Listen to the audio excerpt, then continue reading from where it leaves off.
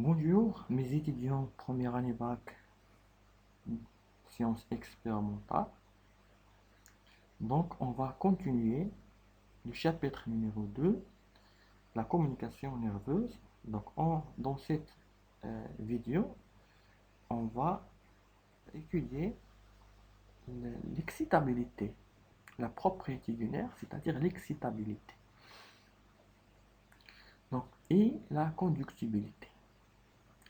Donc, pour étudier l'excitabilité, on utilise les expériences suivantes. Donc, au début, nous appliquons deux stimulations, deux excitations efficaces, c'est-à-dire efficaces, supérieures à la rigueur basse, et dans un temps supérieur au temps utile.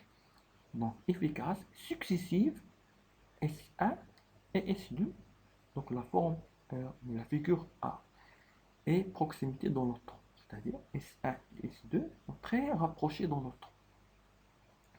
D'autre part, on applique au même nerf deux stimulations successives S1 et S2 et on augmente à chaque fois la durée que les sépare. Nous observons sur l'écran de l'oscilloscope les enregistrements représentés sous les formes de la figure B, C, D, E.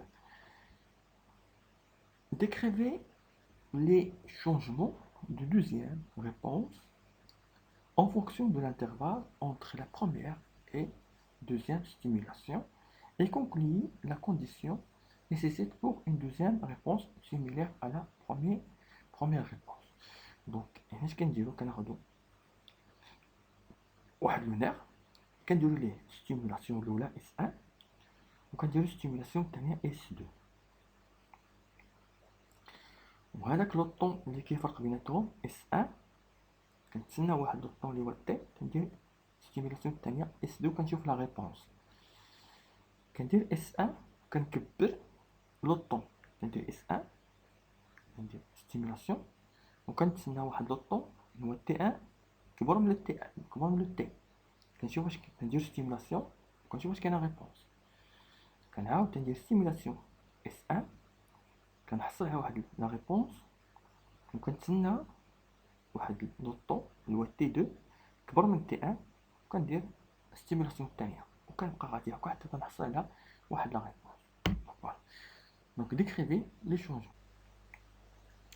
Donc S1, S2, لاحظوا في la figure A la stimulation S1 كنحصلوا على واحد لا ريبونس فيها واحد لامبليتود ديتيرميني. S2 ملي كنديرو S2 ما كنحصلوا حتى شي على ريبونس وهذيك S2 سيتي ريبونس افيكاس ولكن ما كنحصلوش على شي ريبونس. S1 دونك لا فيغور بي كتشوفوا لا فيغور بي كنديرو S1 كنحصلوا على واحد لا ريبونس.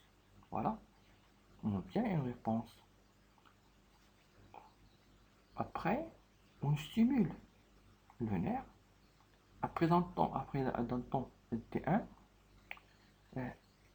on n'obtient pas, on obtient une réponse mais très faible, à amplitude très faible, malgré que cette stimulation est efficace. La figure C, je stimule la deuxième fois avec une stimulation, une excitation efficace,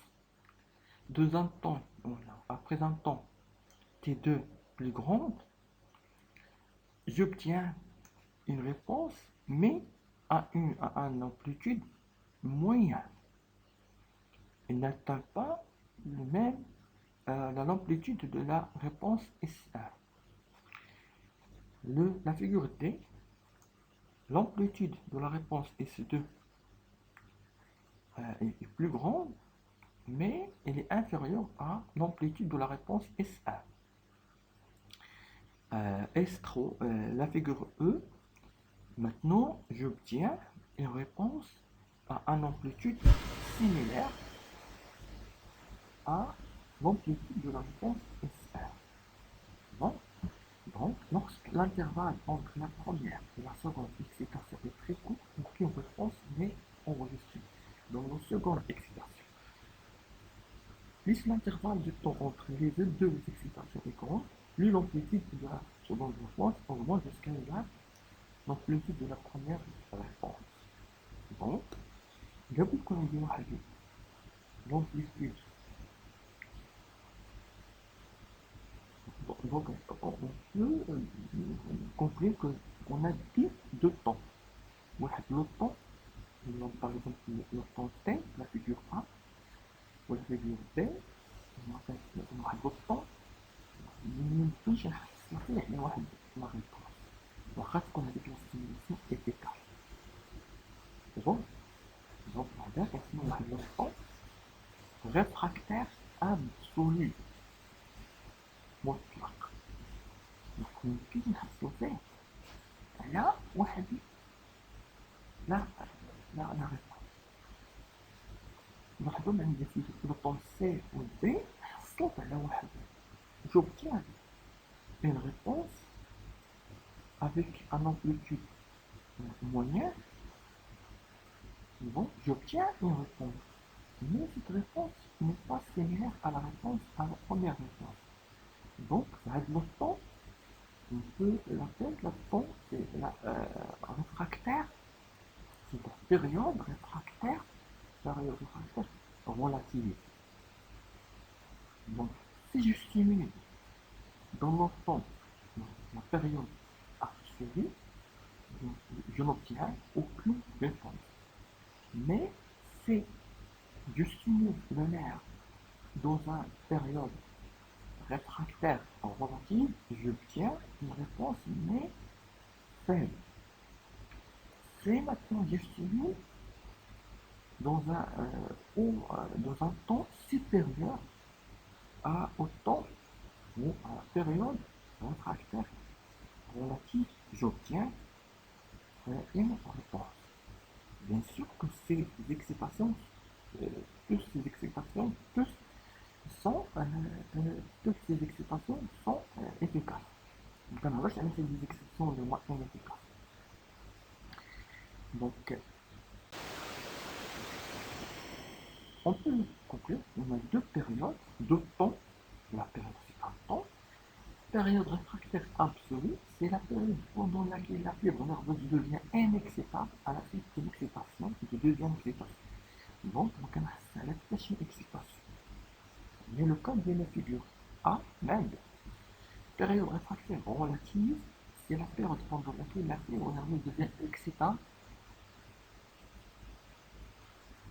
à la suite d'une deuxième excitation, mais l'amplitude de la seconde réponse est inférieure à celle de la première réponse.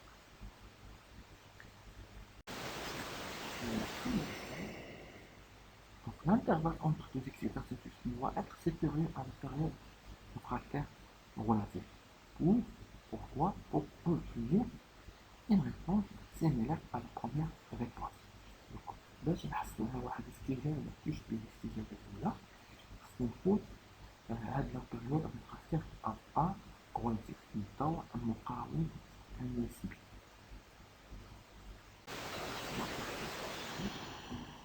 La deuxième le deuxième caractère, c'est la conductivité. C'est la capacité du fibre nerveuse à transporter la flux nerveux après une stimulation efficace. Donc, القدرة الليث العصبي على نقل الرسالة العصبية بعد أن نتهجه بلهجة فعالة. La vitesse d'influx nerveux, سرعة التسوية العصبية أو المفرز العصبي فهو يتغير على حسب درجة الحرارة température et du diamètre de la fibre. Donc, la température غادي ترتفع لنا تكبرنا لا فيتيس ولا نقصها ou bien sûr le diamètre ديال la fibre. Le nerf ne transfère pas la fibre nerveuse s'il est coupé ou anesthésié إذا كان هاد النيرف مقطوع راه ميمكنش يوصل الرسالة. إذا كان أنستيزي سبب مبنج كان درنا التمييز ديالو أنستيزي و il est soumis à une température maximale supérieure à 50 degrés Celsius ou inférieure à 2 degrés Celsius. Voilà ces deux propriétés des nerfs qui l'excitabilité et la conductivité.